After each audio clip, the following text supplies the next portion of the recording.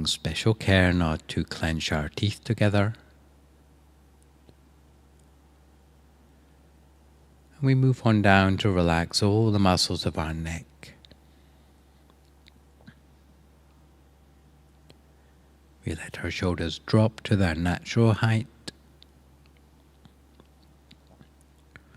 relaxing our arms, our forearms, hands and fingers.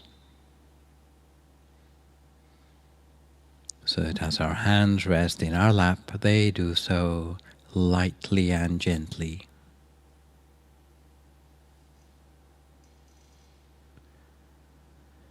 Continuing on down, we relax all the muscles of our torso, chest, trunk, and across our belly. Relaxing both legs, all the way down to our feet and our toes, until our body feels so relaxed that it's almost as if it seems to disappear into the atmosphere around us, so that we have no more worries about our body anymore. Or we can turn our attention instead to relaxing our state of mind.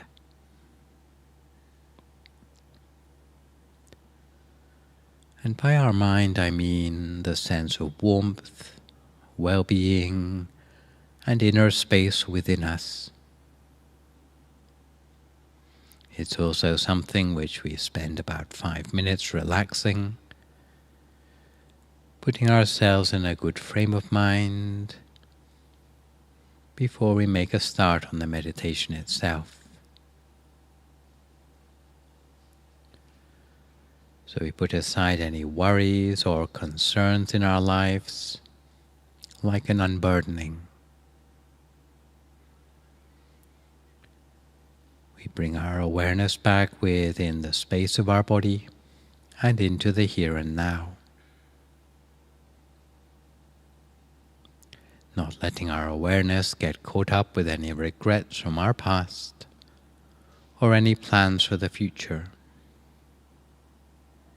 but staying in the present moment, focusing on the task in hand, and we conjure up a sense of happiness and joy inside ourselves. Almost as if those tiny particles of happiness and joy were completely filling our body and mind. Until eventually we come to the point where there's no space left inside our body and mind, not occupied by that sense of happiness and joy. If joy and happiness doesn't come naturally to you, you can cast your mind back to a time in your life when you felt truly happy. Focusing more on that feeling that it gave you, a warm fuzzy feeling inside, more than the actual situation. And allow the happiness and joy to grow and spread within yourself.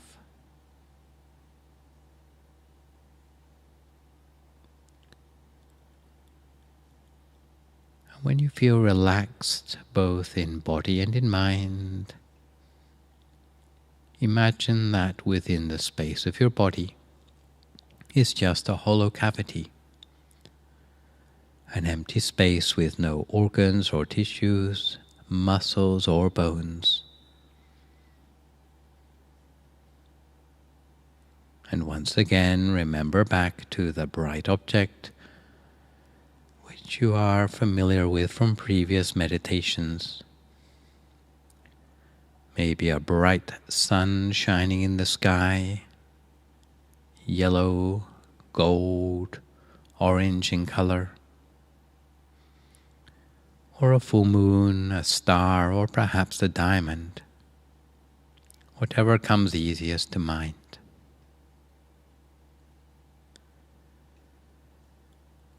And at this time we allow that inner object to come within the space of our own body,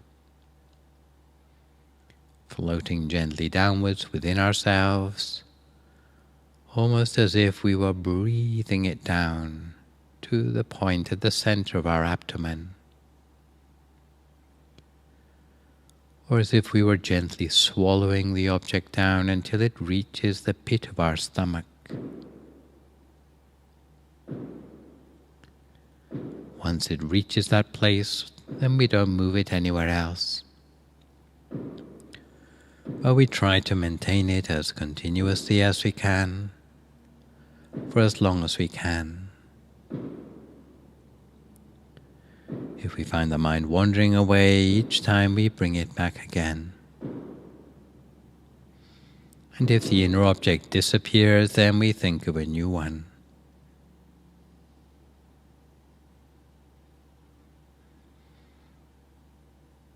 And if thoughts inundate the mind, we do our best to ignore them, or make use of the sound of that mantra, again that we are familiar with, the words Samma Arahang, Samma Arahang, Samma Arahang. Hearing those words as if they seem to come like a silent music from the center of our body.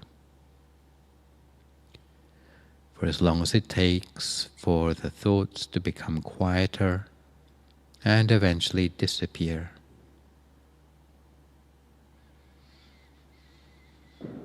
And today, as we're meditating, we will reflect on how to touch upon more joy in life by re-engaging with the astral light arising from the inside. Because sometimes life can be rather like a roller coaster. Sometimes there are good times, sometimes there are bad. It's like when the sun is up and the world is bright. When the sun goes down, the world is left in darkness. But there's an art to living in darkness, and the wisdom of meditation teaches us very well how to make the most of life. In times of darkness, meditation is an important tool and a key to enjoying life in spite of the bad times.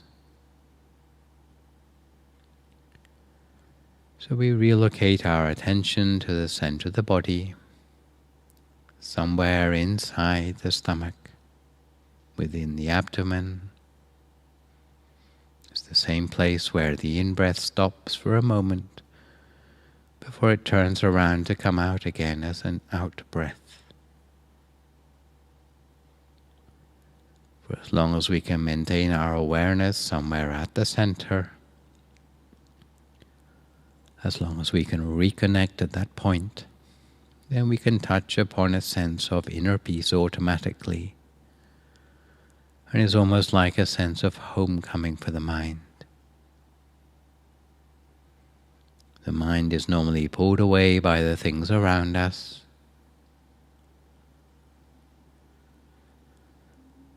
But it needs to come back to a place within us where it can recharge and replenish itself. It's the place where the mind truly belongs. A place where the mind can rest from its wandering and take the opportunity to be still for a change, absorbing the sense of peace from the inside. It is gradually but slowly increasing.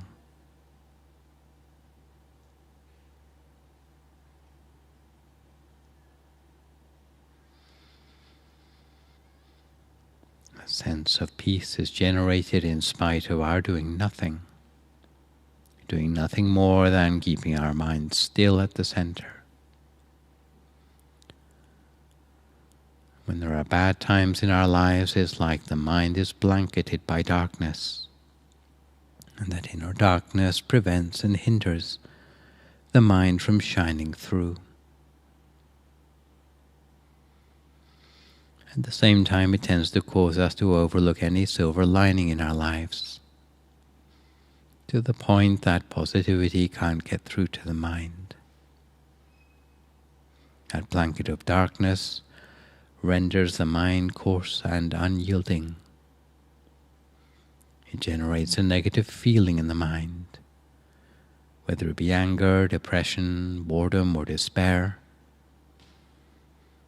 And the only definitive way to get out from under that blanket of darkness is by meditation. As we know from the wisdom of that meditation technique, the original nature of the mind is clarity, purity, radiance, and a spherical appearance. We lose contact with the mind's original pure nature when it gets blanketed by that darkness. But by practicing meditation, we will be able to restore it to that beauty, that clarity, that cleanliness, and its proper spherical nature, restoring it to its original essence. It's only by returning the attention to the center point of the abdomen that this can be achieved, to recover the brightness within again. According to the wisdom of meditation, this inner location is also said to be the spark of life. Every time we connect to that spark of life, we can reconnect to the brightness of the original mind. The brightness here will dispel the darkness blanketing our life. All we need to do is to let the inner light radiate through from the center of the body, spreading that brightness outwards until it dispels the blanket of darkness covering our mind and our lives. So we continue to maintain our attention gently at the original spark of light within ourselves for a few more moments now in silence until we come to the appropriate time.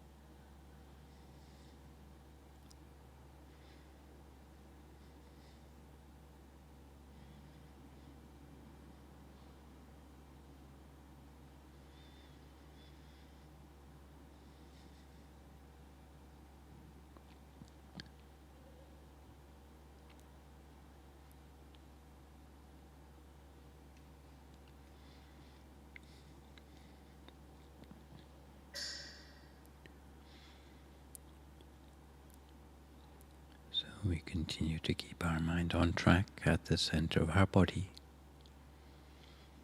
And as we practice further, we will become more adept at using the lightest of touch at the center of the body, allowing the brightness to shine forth naturally, almost like the gentle click of a mouse button at just the right point on a computer screen. Those with the experience often recount feeling moved by the sense of inner light arising from within. But for newcomers, it's not so hard just to approximate to the same brightness by using thought and memory to start the mind on the right track, creating an imaginary picture of light. This is how we can harness thought and memory to create an inner picture. So we conjure up a suitable picture, and by suitable I mean thinking or recalling an inner object that is bright by nature. If we recall candlelight, then we'll be able to perceive the glimmer of the candle flame at our center.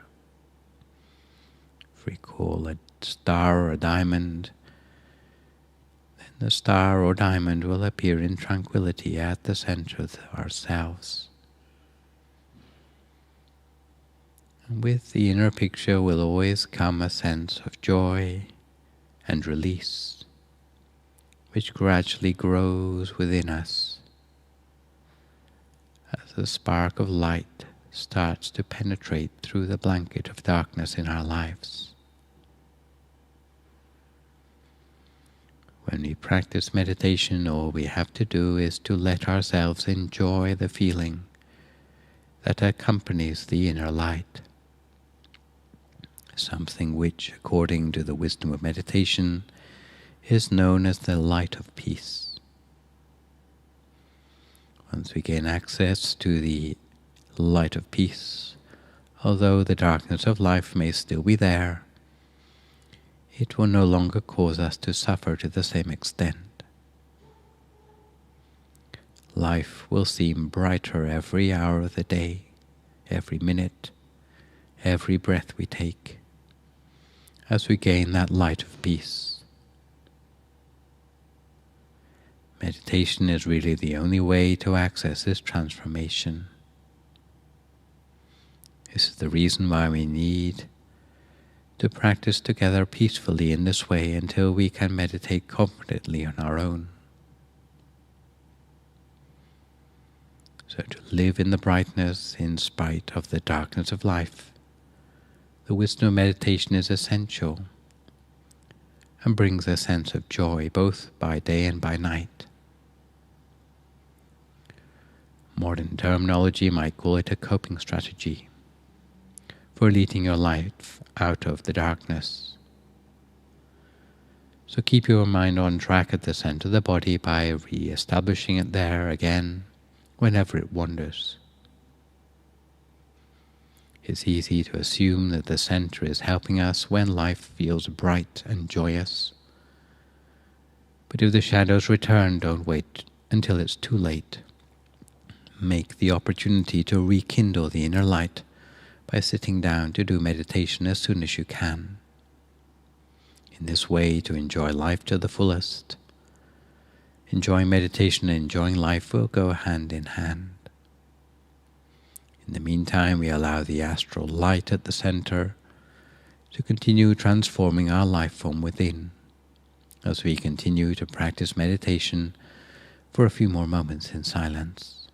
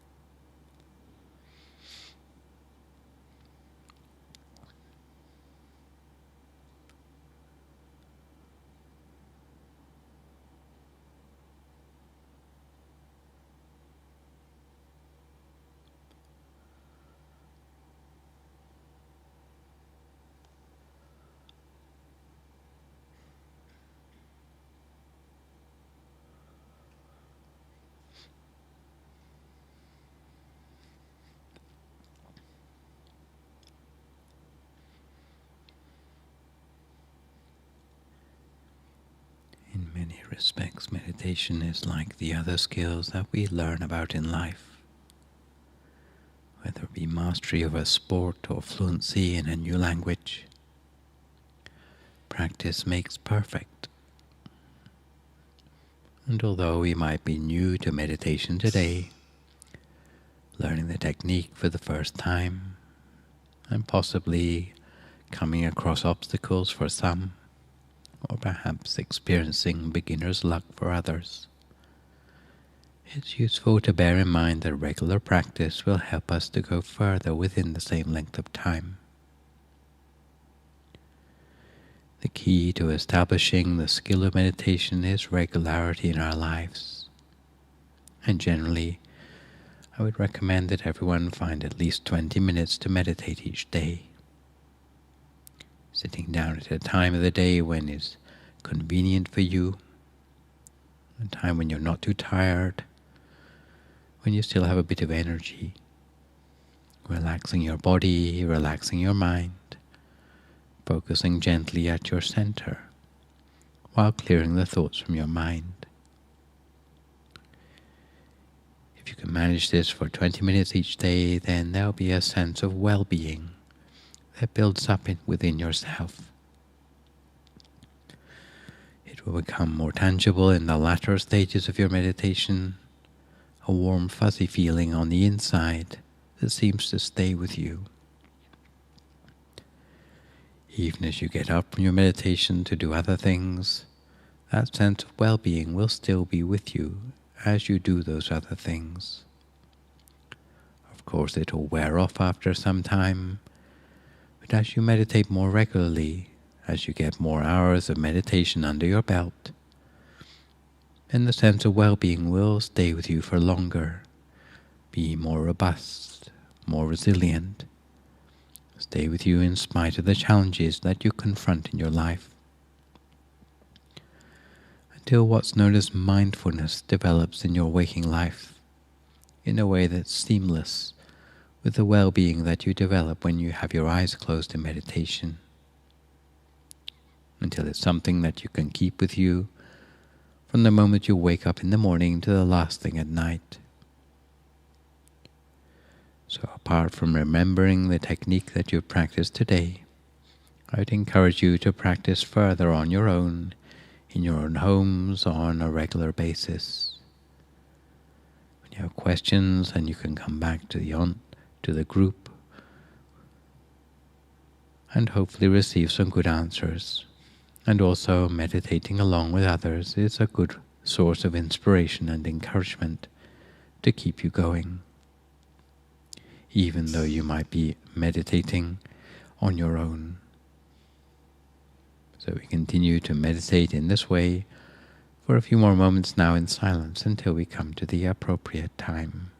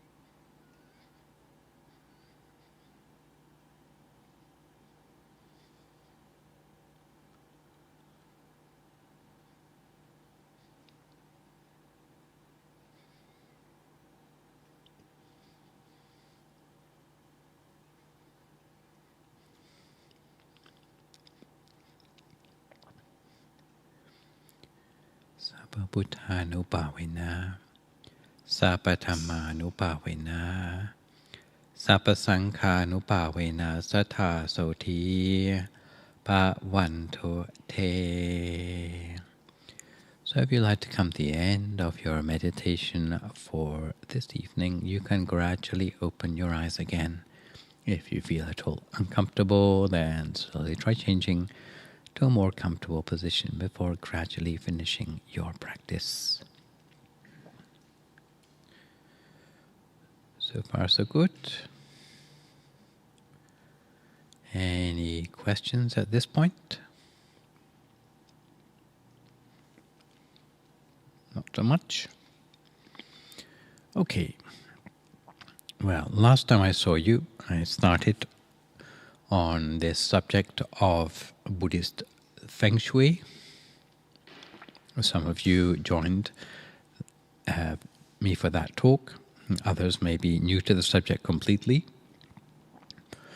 Feng Shui is something you might have heard of before. Probably in your mind it's something vaguely Chinese, maybe to do with the layout of your home, maybe to do with not leaving the bathroom door open, I don't know, or some special energy that helps to bring vitality into your life. But within the Buddhist understanding of the things that make a real difference to our location, especially in terms of how conducive they are to our spiritual cultivation, then Feng Shui has a very specific meaning. And last time I talked about there being 4 factors of conducive location as they relate to being amenable to your spiritual cultivation. So, to put it more simply being in the right place will help your spiritual cultivation if it has these 4 factors. If you're lucky, or if you've managed to choose such a place, then any effort that you put into your spiritual cultivation will be rewarded particularly easily. And the 4 things which I'm talking about are the location itself. The second thing is the readily available nature of food in that place. The third thing is the other people who populate that location. And the last thing is the availability of Dharma teachings, or teachings about the truth of life, or the truth of cultivating the mind. On those 4 levels, of course, they will differ depending on the level of description that you are talking about. If you're talking about it on the national level, then things like location will mean all sorts of things, like what countries are on your borders, for example, whether you have a seaboard. If you're talking about it on the level of the region, then it might be down to things like your communications. It might be down to whether you have broadband available. If you come down to the level of the community, then it might be the sort of schools in your area. And if you come down to the level of the household, then within the walls of your own house, even on this micro level, the conducive location still has meaning, but it might be down to the characteristics of the people in your family, or it might be down to the ventilation in your home, or whether it has enough space to receive guests, for example. So, depending on the level you're talking about, then the way you interpret these 4 factors will be adapted accordingly. So, that was what we talked about last time. What I'm going to talk about this time round is perhaps a little bit more applied. And what I'm going to do is to see how these 4 factors can be helpful to us if, to give a little example, we were choosing a new location for our house. Yeah? So here we go. For those of you who have ambitions in the direction of being a realtor, being a real estate agent, then this might be particularly helpful to you to give you a new perspective on the Dharma suitability of particular new properties.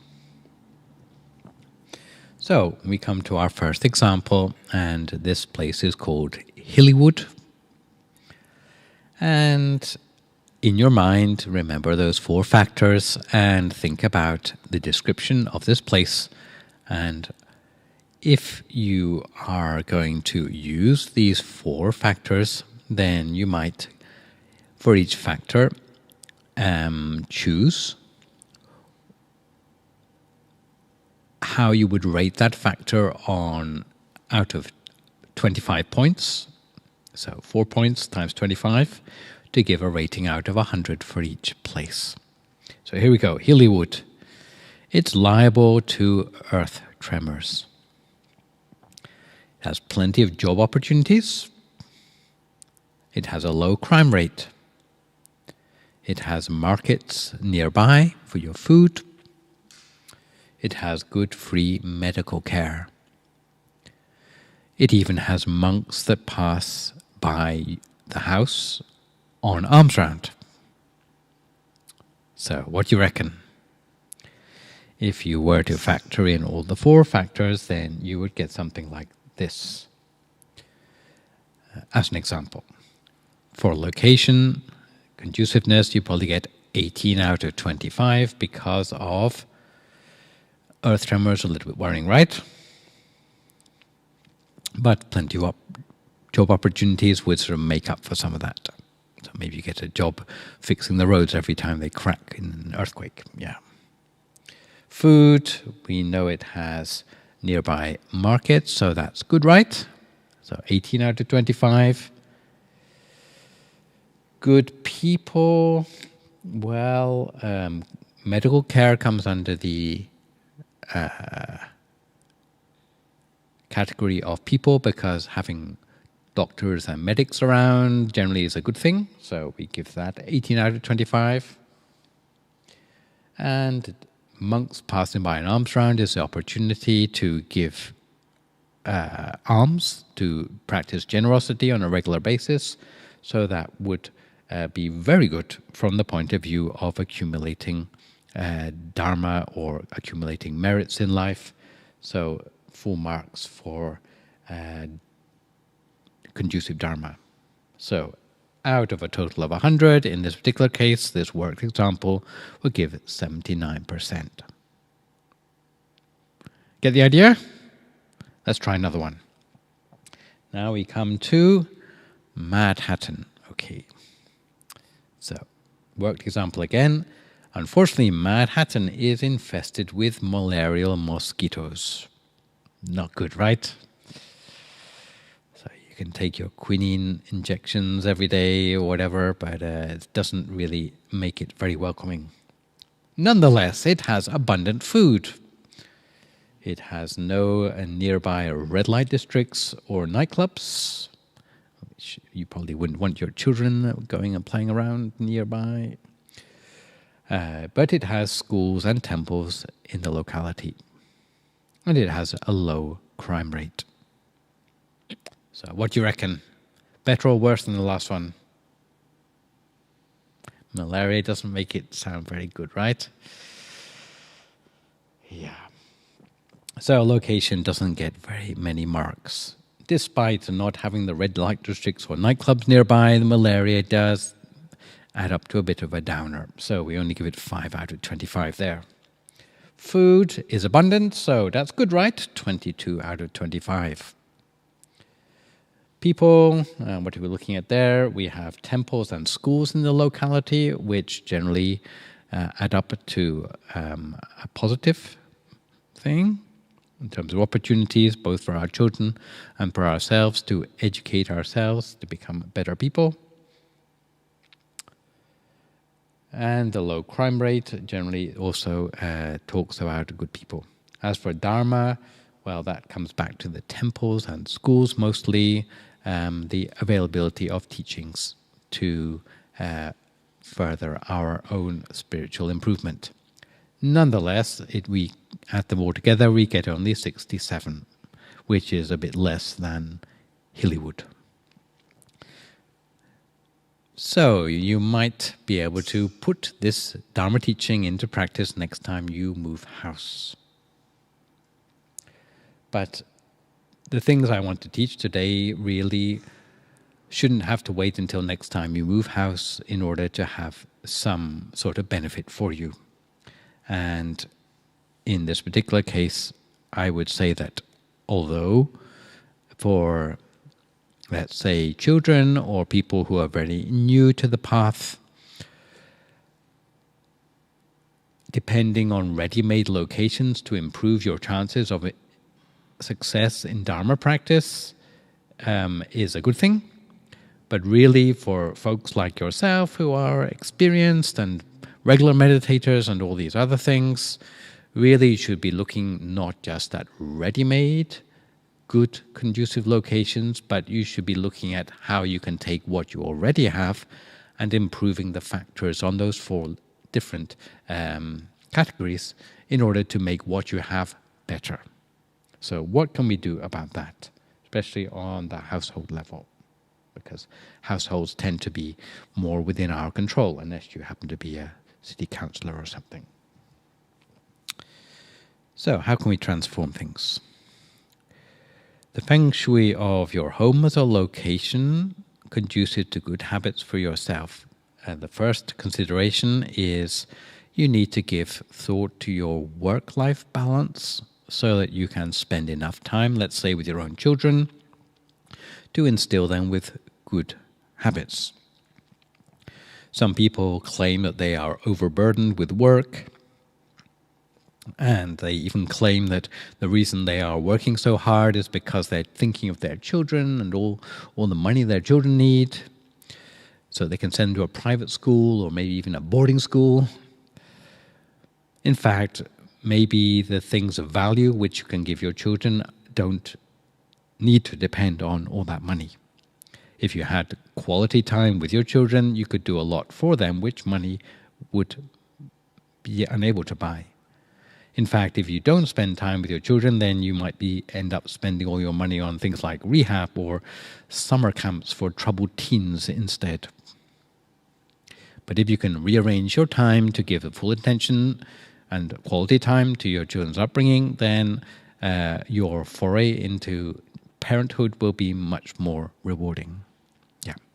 Second thing, with the tagline that the family that eats together stays together, with this comes a theory that there ought to be at least 1 mealtime per day when the whole family sits down to eat together. This is something we've returned to in blessing number 12, but as a parent, because you need to be looking out for the sort of good or bad habits that your children are acquiring, then you need the opportunity to get up close and observe what is actually happening with your children on quite a regular basis. And there's no better time than to sit down to a meal together, where things of this nature can come up in conversation, and as the adult in the room, then you have the chance to sort of give some guidance on these sort of matters as well, things which your children maybe ought to be improving upon. A third thing in the formation of good habits is that you need to accept that money can't buy everything. Having meals together is great, but the sort of nourishment that children need is not just the food on their plates, but it's many other things. If you think about all the media and games and things, screen time, you can think about all the other so-called foods which you need to keep an eye on as a concerned parent these days. So encouraging your children to read, even if it's Harry Potter, is a very important function in making the children's environment more amenable. Would you believe that There's some educational psychologists who did a very simple thing, which was count the number of books on shelves in each person's home, and they could find a link between the educational level which the children in that home achieved at the end of their education by the number of books in the home. So it doesn't matter whether they actually pick up the book and read them or not, or even if it's like trash. Just the fact that books are there somehow sends out some sort of little vibrations that manages to put an educational ethos into that home. Yes. And sitting down to meditate together is another thing which, of course, would be very inspiring for children, even if the children might not sit for as long as the adults in any particular home. Apart from this, one other thing which we have a very nice poster for just over there is to transform our homes into a more amenable place. More recently, the whole idea has been examined in more detail by our teachers in Thailand, and the way they have concluded that we upgrade our homes is a way to cultivate the Noble Eightfold path, which you will have heard about in Buddhism, right? Can be remembered by a sort of 5x5 approach, which means there are 5 sorts of universal goodness or habits to be cultivated, and 5 categories of spaces in our homes and our work lives where they need to be cultivated. So 5 habits applied in 5 different places in our homes and in our workplaces. The base of 5 universal goodness habits include cleanliness, tidiness, being polite, being punctual, and cultivating meditation or a longer attention span. So those are then put into practice in 5 different spaces within our homes and our lives, which are our bedroom, our bathroom, dining room, which includes the kitchen and the living room, the place that we get dressed, and our place of work. For example, if we were to take our bedroom and we wanted to apply punctuality to our bedroom, in this particular case, then we would cultivate the habit of waking up on time. Yeah? That's how it would work. It's a whole lecture for another time, but that is a really important way in which you can take what you have as a home, as a house, and turn it into something that is really a place which can improve and upgrade your level of habits and spirituality in life. So, what are the relative importance of the 4 conducive location factors? In conclusion, a conclusive location has 4 factors: conducive location, conducive food supply, conducive personnel, and conducive dharma. If you put these 4 characteristics in order of importance, as with many lists in Buddhism, normally the one that comes at the end will be the most important one. And in this case, it's the dharma, which is the most important one, followed by personnel, followed by food, funnily enough, followed by the location itself. It's the least important of the 4. Even though location and food supply may not be ideal, but if the inhabitants are conducive, and then they can soon improve the quality of location and the food. However, the thing that makes the people in the place conducive is having spiritual teachings in their heart. So this is the reason why we say that Dharma teachings or spiritual teachings are the most important factor in any location.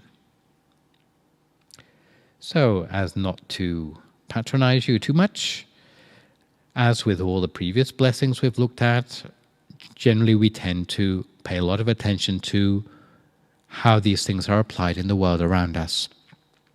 But as with the others, there are 2 levels of description, even for conducive location.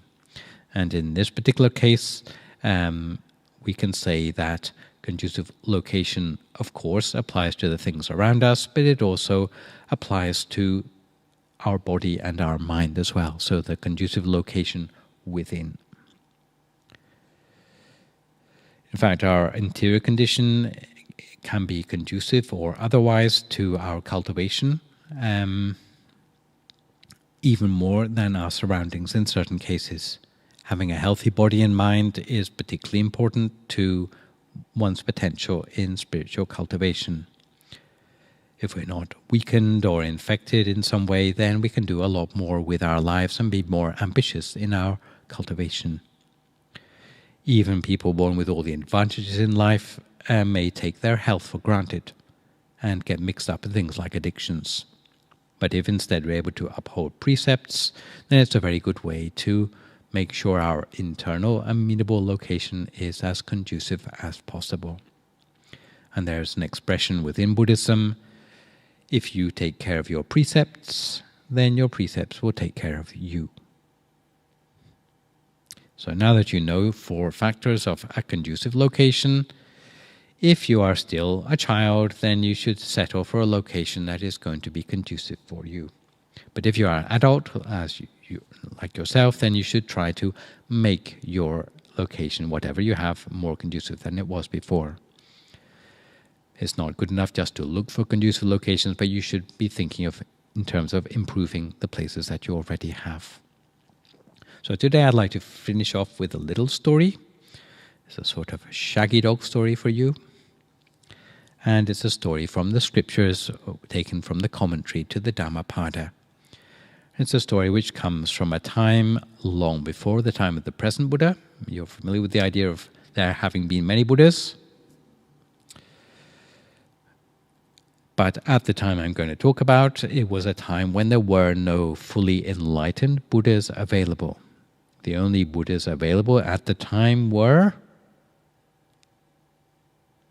what were known as silent Buddhas or Pacceka Buddhas.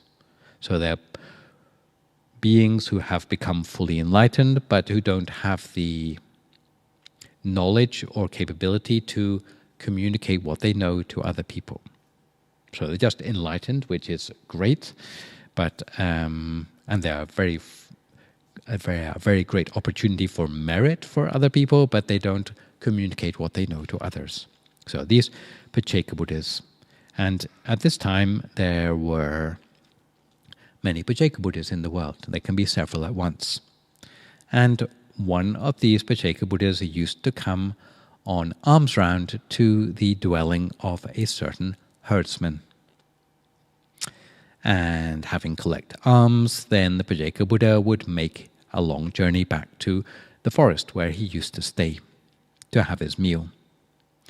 So to save him repeated journeys, then the herdsman invited this particular Pacceka Buddha to spend the rainy season nearby his own house and pledged to bring the midday meal to him every day.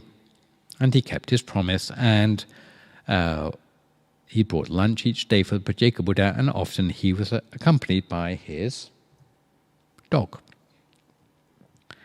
So any day when the herdsman was not free to bring the offering himself, then he would send his well-trained dog to carry the sort of little lunchbox to offer to the Pacceka Buddha in his place.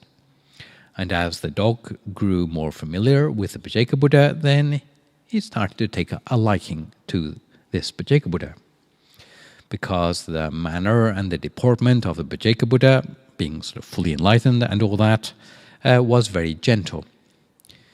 For example, if the dog was at home and he failed to bring firewood for his master, sometimes he would be punished. But the Pacceka Buddha never punished the dog. He always treated the dog gently.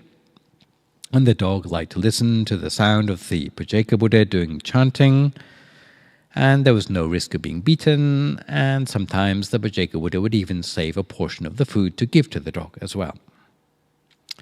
So the dog became more and more familiar with the gentle manner of the Pacceka Buddha.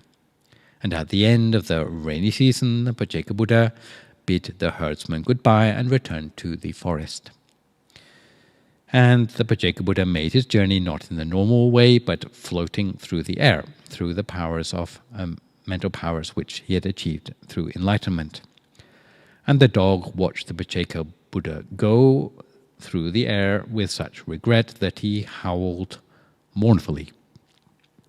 And it was a sad farewell for the dog, who still had the Pacceka Buddha in its heart.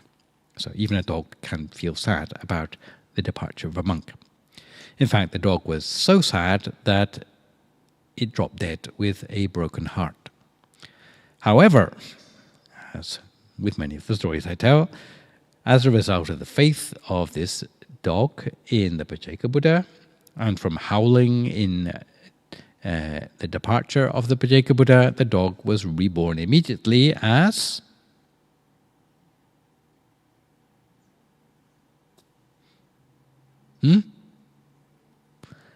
an angel called Gosaka in the second level of heaven. And because this angel had such a great voice, which sort of carried over from the previous lifetime, then its duty was to be the spokesman for the rest of the angels. And in the time of the present Buddha, so this is a long time in the future, but coincides with our present, this particular angel was reborn as a human being this time, in the human realm in the time of the present Buddha, as a merchant known as Gosaka again, who was one of the greatest patrons of Buddhism in his time. So it can be seen, this is the sort of the punchline as it were, that the result of living in a conducive location, made conducive by having a Pacceka Buddha on your doorstep, yeah? So conducive personnel, conducive Dharma, and having the chance to support the Pacceka Buddha led him from quite a lowly rebirth as a dog to be reborn first as an angel in the second level of heaven, and then in the time of the Buddha as an important patron for Buddhism. Yeah. So just to finish off with a few little announcements. The classes here take place on Tuesday, every week between 7 and 8:30, and every Thursday between 7 and sometimes it goes on until 9. Thursday evening generally has a slightly longer meditation and more on Buddhist content. And apart from that, we also have online teachings available on Saturdays between 7 and 8 for anyone who's unable to come in person, either with myself or with our colleague in the Netherlands, the Venerable Sander, on alternating Saturdays.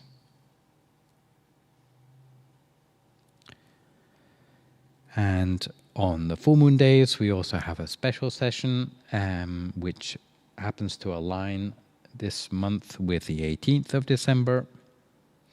So we have it here. It involves lighting candles and so on, but it's also held online for others who are logging in from around Europe. This full moon day of December, we have the theme of family harmony in the holiday season.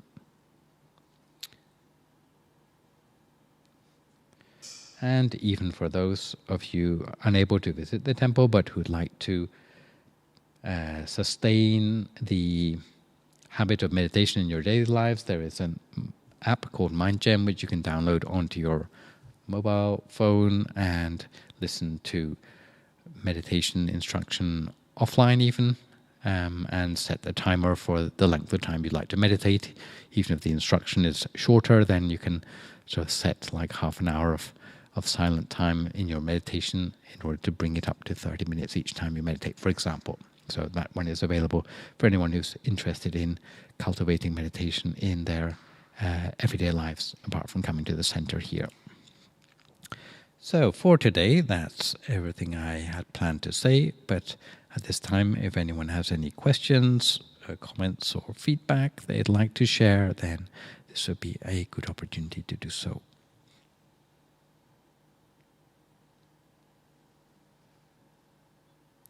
Yes, go on. Yes, you can.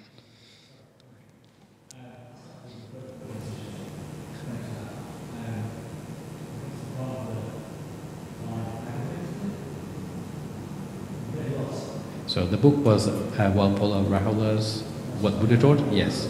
5 aggregates was a bit heavy. Well, it's not that difficult to understand. Basically, you have body and you have mind.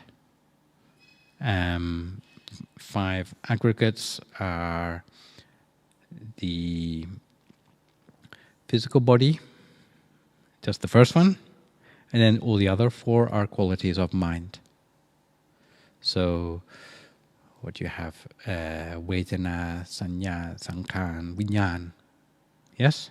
Pali. And within our own tradition, often those are translated a little bit more easily as perception, memory, thought, and cognition. So 4 things together make mind, and the other one is your physical body. I don't know if that answers your question. Yeah, this is not the sort of thing I normally give a talk on, apart from saying there's body and there's mind. And it's great to know that you can go in more detail with the mind if you feel so inclined. But really what you're dealing with is the mind as a whole. And all those 4 things are normally brought together in one place in order to work with the mind. So there's no point in separating them out. Yeah. It's the same reason I don't go into dependent origination.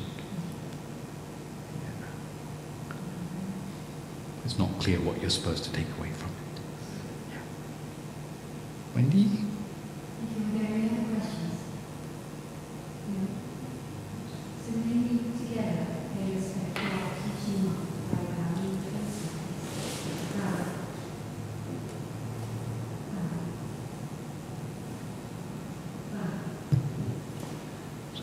You enjoy happiness, success, and prosperity in life, and be able to achieve a meetable location in all the aspects of your life, whether in the places that you choose or in the place you already have, to upgrade those for conduciveness for your spiritual well-being now and forevermore.